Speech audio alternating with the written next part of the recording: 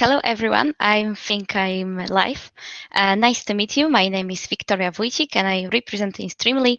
And today I'm going to talk to you about some campaigns in live streaming and how to approach being present in live streaming on some cases that I picked out from my favorites that I just think are one of the best. This doesn't mean that these are the best.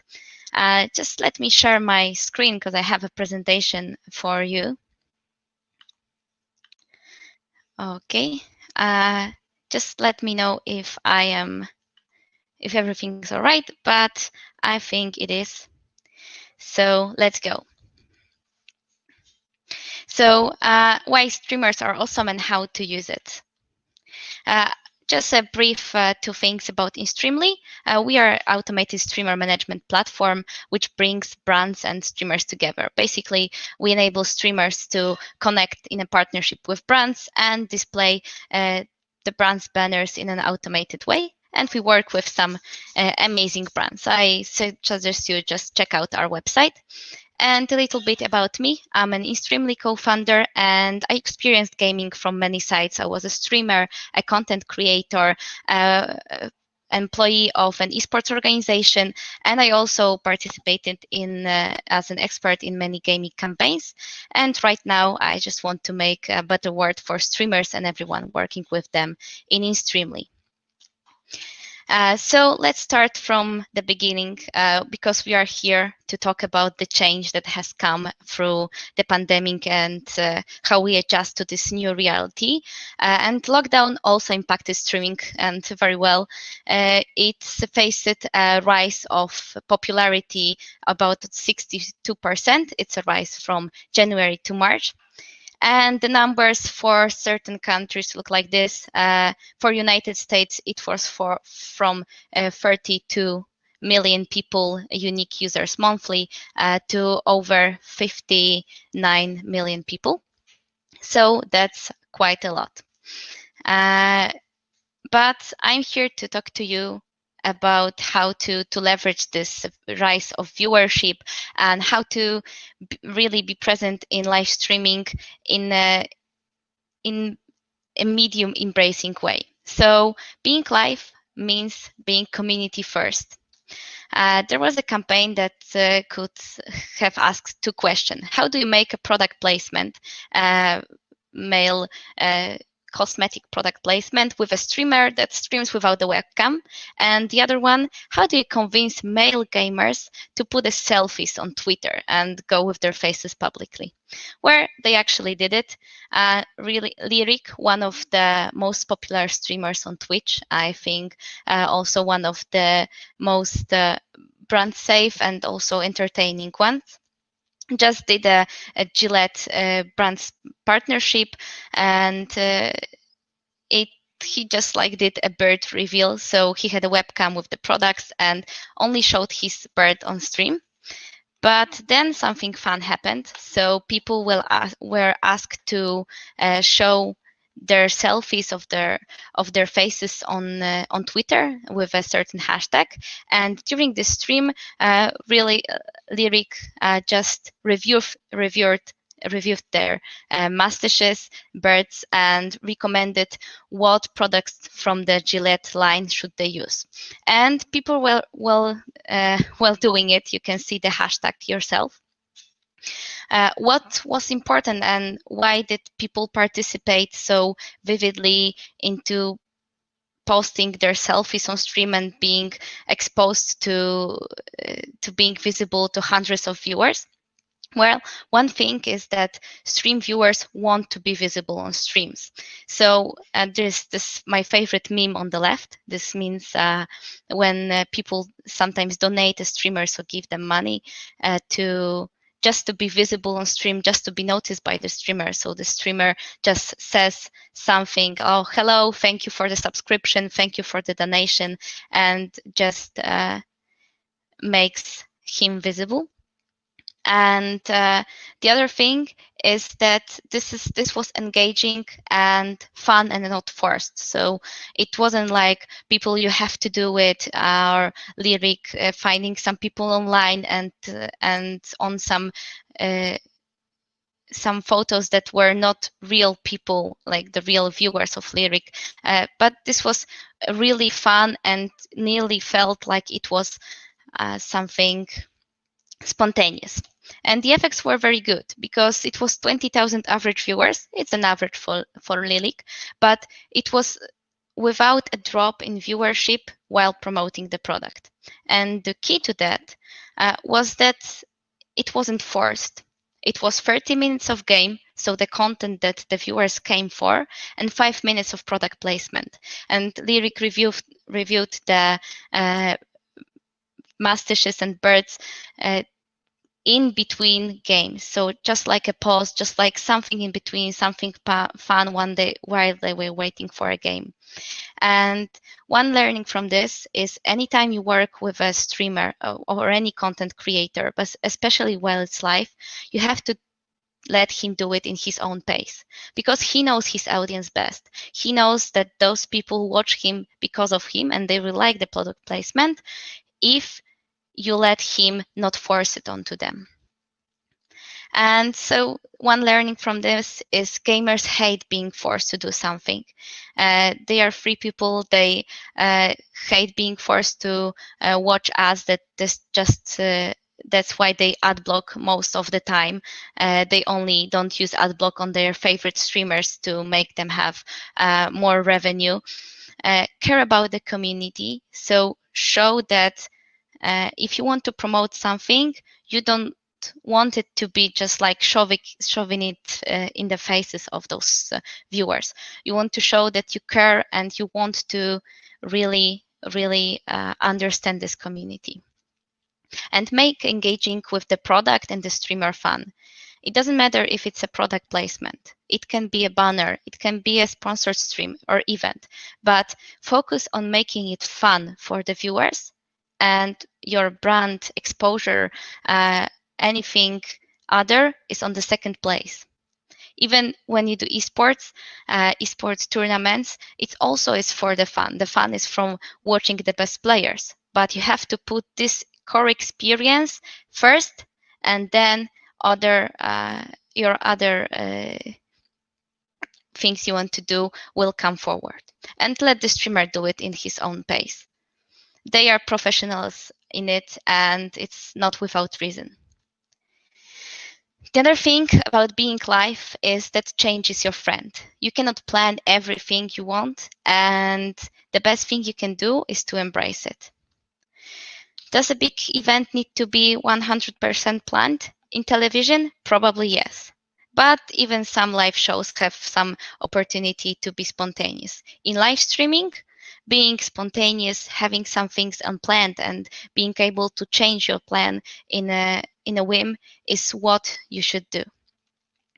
One of the cases from the last time is Riot Games' EU Face-Off in League of Legends.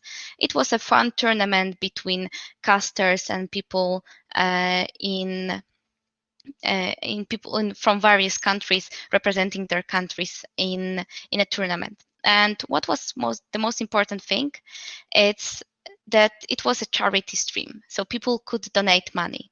But to make it not only one way, because you can embrace the live viewership, people really being here in the chat, they did a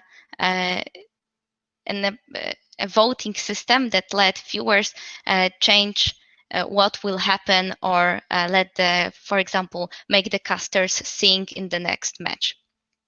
And people actually donated. It was over 400,000 money raised in this event. Another thing that is a similar example is a Games Done Quick event. It's a 2 times a year event that takes place in summer and in winter. It's a speedrunning event, so people playing games as fast as they can. So, for example, there are games that are to be played in 40 or 50 hours, and they make it through in 2 hours. And during this event, they have a stream with all these games, and people can, by donating money, vote on small little adjustment or changes. For example, vote to have the player play blindfolded, or vote to have the player change the name of the character, or naming Pokemons after the biggest, highest donators. And it's just a bit of change, just a bit of embracing that you are live and you can interact with the viewers, and it makes a whole lot new experience. And while thinking about any campaign that can be done on streaming, this does not have to be an event. For example, on Streamly, we have campaigns that can be changed depending on weather outside or depending of external data from any kind of data. So it can be a voting system, for example. And find those opportunities to make your placement really live. So prepare the content, but embrace the unplanned. And being live means you have to stay relevant. So stay true to yourself, stay true to the game, stay true to the viewers. For example, this was one of my favorite campaigns from Zalando with Pago. So Pago is a Polish streamer, and he ordered clothes from Zalando on the stream and then did a fashion show. Well, it was not the kind of fashion show we would expect from any fashion brand, but it was fun and relevant to the viewers. What is important in this, that streamers this is a part not of a content experience, but of a social community experience. So streaming is a mix between TV and social media. And in here, Pago was merely as a friend that comes to you and says, oh, I got some new clothes, let's check it out. I'm going to show you, tell me your opinion. And it's actually what he did, but on stream. So it's nothing what you would expect for a high-end fashion, just to show the clothes in the best way, but it was real, it was relevant to the viewers, and it was true. Pago didn't pretend to be somebody he is not. And the clothes and everything around it did not also pretend that it's some kind of high fashion that wouldn't fit into this world. It can be sometimes just simple as preparing a campaign that's really close to the game. So if you have a campaign that is supposed to be for the Valorant viewers and players, you wouldn't do it in a candy way and to make it not fit onto the stream. So what we did in Streamly in Bleak, there are two things.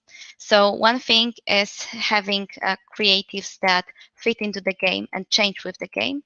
And the other thing is Bleak is how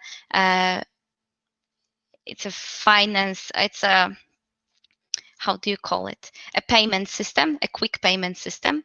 So it's a banking product.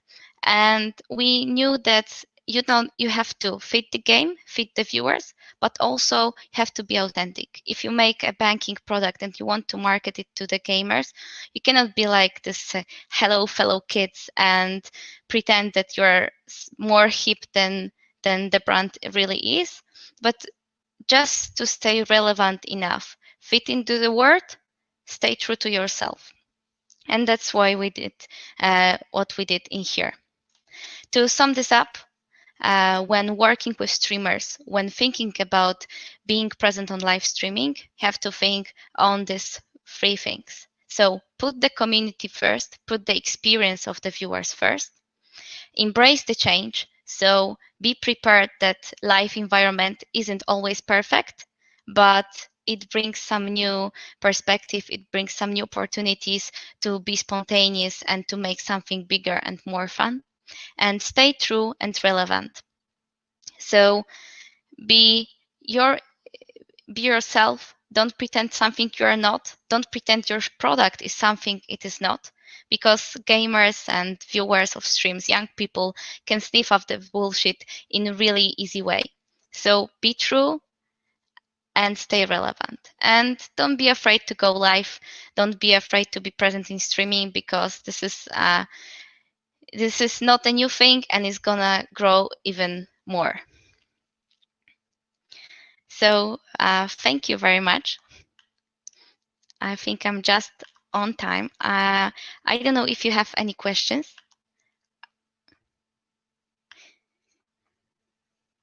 All right. I'm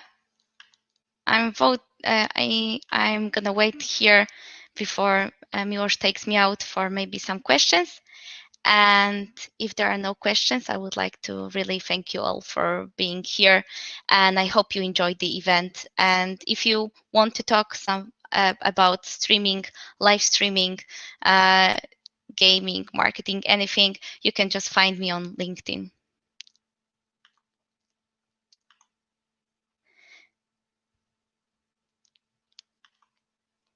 Jacek asks, data are from. Data is gathered from Alexa, Sulik Gnome, and we have some also data from our website streamerzy.pl. Which products do you think perform best within Streamly? FMC. I think that within Streamly,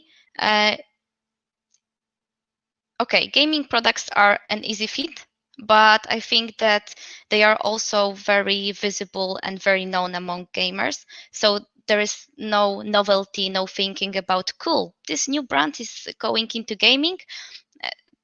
Those because it's really normal that gaming related brands are there. But if a new brand that wasn't there before appears in gaming, it's just like the streamers and the stream viewers think, cool, they are noticing us, they think that we are okay. So it depends on the campaign. I think it has to have something to offer to the gamers. It cannot be just like squished in, but I think both are good. If you are a streamer, how is the best way to get sponsors? One way is to go onto Streamly because we connect streamers with sponsors.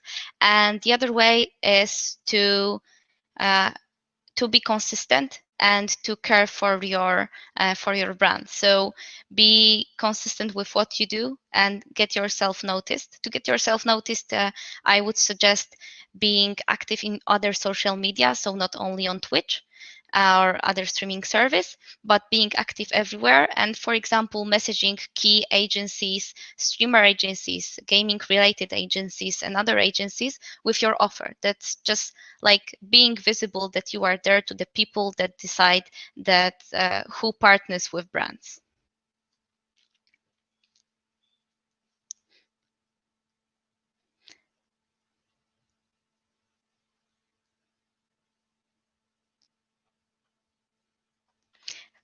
Okay, I think that's all for questions. So I suppose if I hit leave, I'm gonna leave. Okay, are you going to use machine learning? Yes, we are planning to do that to be able to be visible, to make the brand visible depending on what's happening on stream. But I can talk about it more later.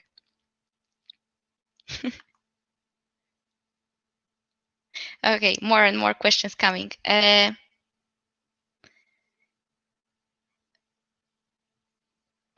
Our system beyond.